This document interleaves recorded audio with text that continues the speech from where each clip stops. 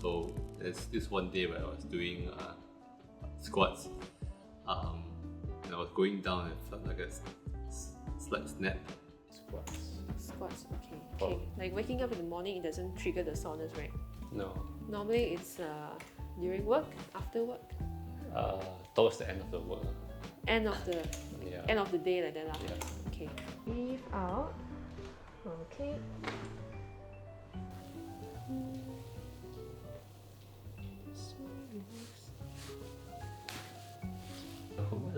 It definitely subsided a lot. Definitely can sleep already, much better. After that, I think my gym session also a bit improved.